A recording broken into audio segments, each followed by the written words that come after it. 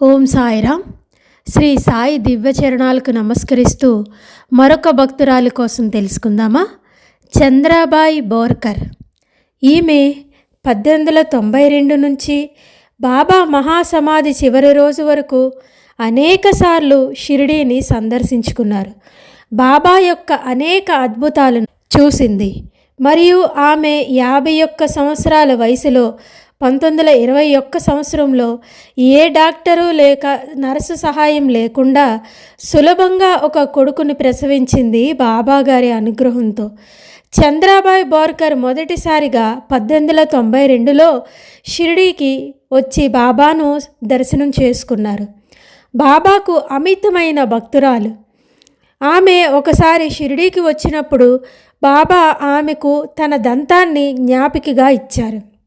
అంతేకాకుండా బాబా శ్యామారావు జేకర్ గారు చిత్రించిన ఒక చిన్న ఫోటోను కూడా చంద్రాబాయి బోర్కర్కు ఇచ్చారు. 1898లో బాబా నీళ్లతో మాత్రమే దీపాలు వెలిగించినప్పుడు ఆమె షిరిడీని సందర్శించింది.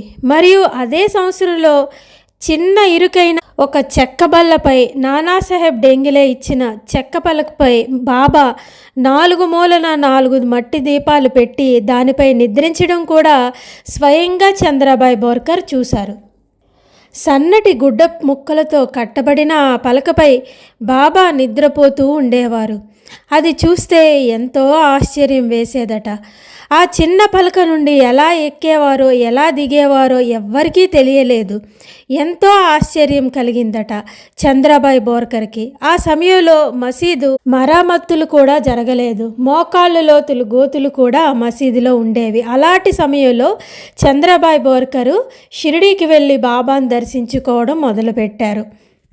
అప్పటికి సాటేవాడు కూడా లేదు షిరిడీలో. ఆమె షిరిడీకి వచ్చినప్పుడల్లా కొంతమంది గ్రామస్తుల ఇళ్లలోనే ఉండేది. ఆమె భర్త పేరు రామచంద్ర బోర్కర్. 1909 సంవత్సరంలో ఇంజనీర్గా ఉన్న రామచంద్ర పండరిపూర్ వద్ద వంతెన నిర్మాణానికి పర్యవేక్షిస్తూ ఉన్నారు. అతని కుటుంబం పండరిపూర్లో నివసిస్తుంది. ఒకసారి ఆమె పండరిపూర్ నుంచి షిరిడీకి వెళ్ళింది బాబా దర్శనం కోసం. కానీ ఆమె రాగానే బాబా ఆమెను వెంటనే పండరిపూర్కి వెళ్ళమని సలహా ఇచ్చారు. పండరిపూర్లో జరిగిన పరిణామాల గురించి చంద్రాబాయి బోర్కర్కి తెలియదు. కానీ బాబా సలహా మేరకు పండరిపూర్కి చేరుకుంది.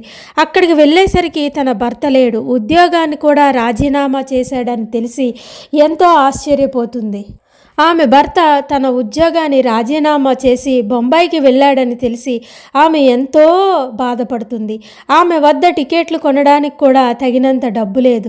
మరియు ఆమెతో 2 స్నేహితురాళ్ళు ఉన్నారు. ఆమె ఎంతో కంగారు పడింది. ఏమి చేయాలో తెలియని సందిగ్ధంలో ఉంది. ఆ సమయంలో ఒక ఫకీరు ఆమె ముందు కనిపించి ఇలా చెప్పారు. ఆమె భర్త ధోండ్ స్టేషన్లో ఉన్నాడని, ఆమెను ధోండ్కి వెళ్ళమని చెప్పి ఆమెకు 3 రైల్వే టికెట్లు ఇచ్చి వెళ్ళిపోయాడు ఆ ఫకీర్. ఆమె టికెట్లు అందుకున్న తర్వాత ధోండుకు వెళ్ళింది.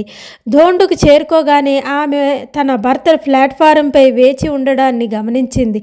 ఆమె ఎంతో ఆశ్చర్యపడింది. ఆమె భర్త ఇలా చెప్పాడు. ఒక ఫకీర్ కనిపించాడని, తన భార్యను నిర్లక్ష్యం చేయవద్దని సలహా ఇచ్చాడని, ఆమె ధోండుకు వస్తున్నట్లు కూడా తెలియజేశాడని, ఆమె బోగీ నెంబర్ కూడా ఆ ఫకీర్ చెప్పాడని చెప్తారు చంద్రాబాయి బోర్కర్ భర్త అయిన రామచంద్ర. అతను ఎవరు, ఆ ఫకీర్ ఎవరై ఉంటారని విచారించగా ఆమె అతనికి ఆమె భర్తకు బాబా ఫోటోను చూపించింది. ఎందుకంటే ఆమె దగ్గర బాబా గారి ఇచ్చిన ఫోటో ఉంది. ఆ ఫోటోను చూసి అతను అదే ఫకీర్ తను కనిపించారని సమాచారం ఇచ్చారని గుర్తించాడు రామచంద్ర. బాబా చేసిన అద్భుతం అలాంటిది. బాబాకు పరిపరి విధాలుగా కృతజ్ఞత తెలుపుకుంటుంది చంద్రాబాయి బోర్కర్. బాబా తన భక్తులను నిరంతరం చూస్తారని, వారిని అన్ని ప్రయత్నాలలో వారికి సహాయం చేస్తారని మనకి ఈ లీల ద్వారా తెలుస్తుంది. 1918లో బాబాగారి మహాసమాధికి ముందే ఆమె షిరిడీకి వచ్చి బాబాను దర్శించుకుంటుంది.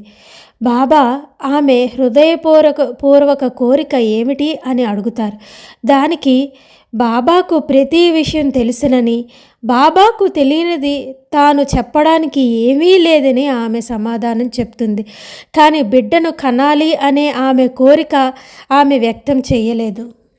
1918వ సంవత్సరంలో చంద్రాబాయి బోర్కర్ వయసు 48 సంవత్సరాలు. ఆమె కుటుంబ సభ్యులు, స్నేహితులు, వైద్యులు అందరూ కూడా ఆ వయసులో గర్భం దాల్చడం అసాధ్యమైనది అని చెప్పారు. అంటే బాబాకు అసాధ్యమైనది ఏదీ లేదని ఆమె చెప్పేది అందరికీ కూడా. మా బాబాగారి మహాసమాధి తర్వాత 3 ఏళ్ల తర్వాత ఆమెకు ఋతుక్రమం ఆగిపోయింది. కానీ 5 నెలల తర్వాత ఆమె గర్భం యొక్క శారీరక సంకేతాలను గమనించింది. కానీ వైద్యులు అందుకు విరుద్ధంగా చెప్పారు. కడుపులో గడ్డ ఉందని, దాన్ని శస్త్రచికిత్స ద్వారా తొలగించాలని చెప్తే ఆమె దానిని నిరాకరించింది. మరికొన్ని నెలలు వేచి ఉండాలని కోరింది.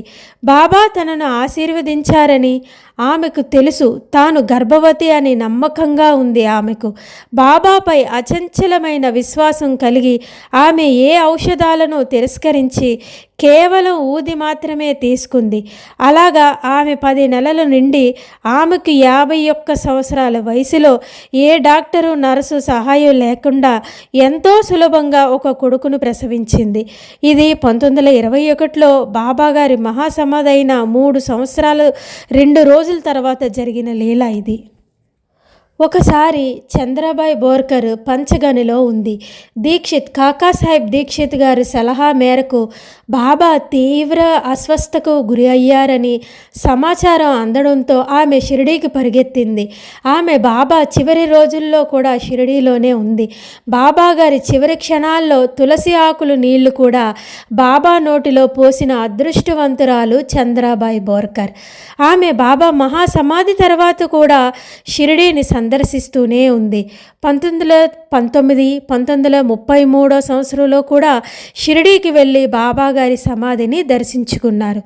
ఆమె భర్త రామచంద్ర బోర్కర్ ఇంజనీరు మరియు నాసిక్ దగ్గర ఒక చిన్న పట్టణంలో వంతెనను నిర్మిస్తున్నారు. ఒకరోజు రామచంద్ర బోర్కర్ ఆఫీస్ నుండి విపరీతమైన జ్వరంతో వచ్చాడు. చిన్న ప్రదేశం కావడంతో అక్కడ డాక్టర్లు లేరు.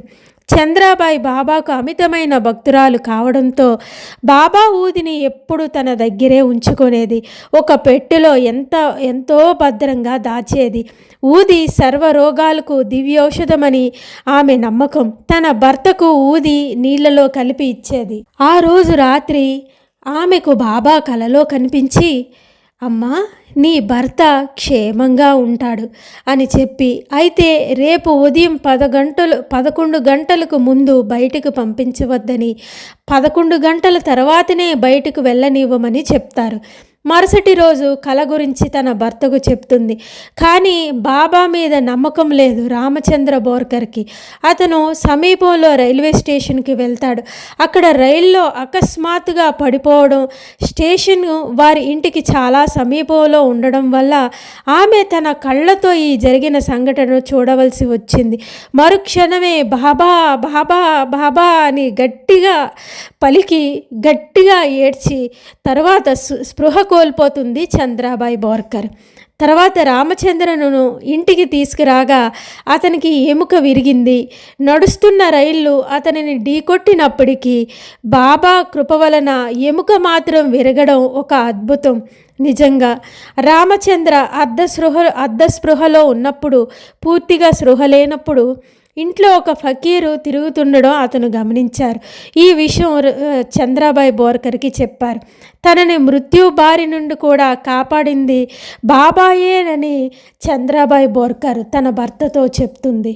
కనీసం ఇప్పుడైనా బాబాపై విశ్వాసం పెంచుకోమని ఆమె కోరింది ఆమె భర్తను.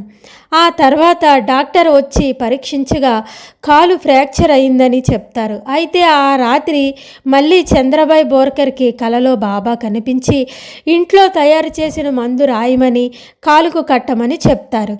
ఆమె బాబా చెప్పినట్లుగే చేసింది. కొన్ని నెలలకే ఫ్రాక్చర్ నయమవుతుంది రామచంద్ర బోర్కర్కి.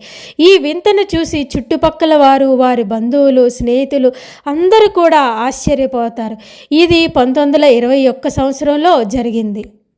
బాబాను నమ్ముకుంటే అనుక్షణం కంటి రెప్పగా బాబా అందరినీ రక్షించి కాపాడుతారు అని ఎంతో నమ్మకంగా ఉండేవారు సాయి భక్తులు అందరూ కూడా. అదేవిధంగా బాబా ఎప్పుడు కంటి రెప్పగా అనుక్షణం రక్షించి కాపాడేవారు. చంద్రాబాయి బోర్కర్ గురించి మరికొన్ని విషయాలు మరొక వీడియోలో తెలుసుకుందాం. సమర్థ సద్గురు శ్రీ సాయినాథ్ మహారాజ్ కి జై.